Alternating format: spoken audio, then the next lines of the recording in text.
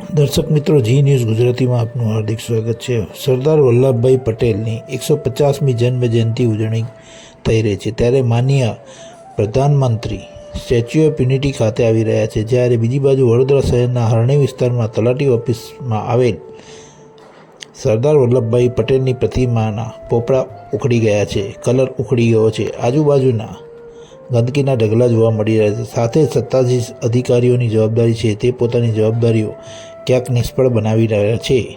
વડોદરા શહેરમાં અમુક મહાનુભાવોની પ્રતિમાઓ આવેલી છે, તેની જાળવણી નિભાવણી કરવા પણ વડોદરા મહાનગરપાલિકા નિષ્ફળ છે। સરદાર વલ્લભભાઈ પટેલ રજવાડાઓને ભેગા કર્યા હતા, સાથે દેશની આઝાદીમાં ખૂબ જ મોટો સિંહ ફાળો આપ્યો હતો।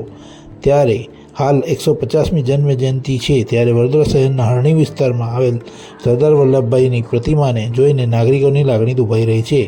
ત્યારે વડોદરા મહાનગરપાલિકાના સત્તાધીશો અધિકારીઓ જાગે અને વહેલી તકે સરદાર વલ્લભભાઈની પટેલની પ્રતિમાની સુંદર બનાવે તેવી સામાજિક કાર્યકર અતુલ ગામેચી દ્વારા માંગ કરવામાં આવી છે।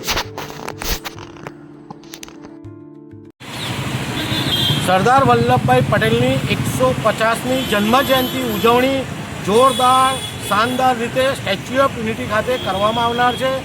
સાથે ભારતના પ્રધાનમંત્રી આવનાર છે।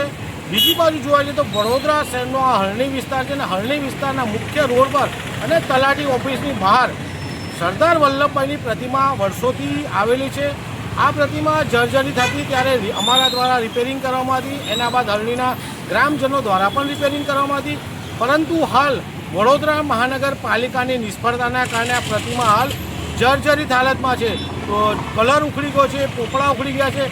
બીજી બાજુ જ્યારે પ્રધાનમંત્રી આવી રહ્યા છે, ત્યારે વડોદરા શહેરના રોડ રસ્તાને સુંદર આયોજન કરવામાં આવ્યું છે, જેમણે દેશની આઝાદીમાં 150 રજવાડાઓને ભેગા કર્યા, દેશની આઝાદીમાં સિંહ ફાળો ભાગ આપ્યો। ત્યારે આવા સરદાર વલ્લભભાઈની આ પ્રતિમા જોઈને આપની પણ લાગણી દુભાશે, અમારી પણ લાગણી દુભાશે। ત્યારે વડોદરા શહેરના સત્તાધીશો, વડોદરા મહાનગરપાલિકાના અધિકારીઓને વિનંતી છે કે આ પ્રતિમા વહેલામાં વહેલી નવીન કરવામાં આવે, સારી બનાવવામાં આવે। સાથે આ પ્રતિમાની આજુબાજુમાં ગંદકીના ઢગલા છે એ પણ દૂર કરવામાં આવે।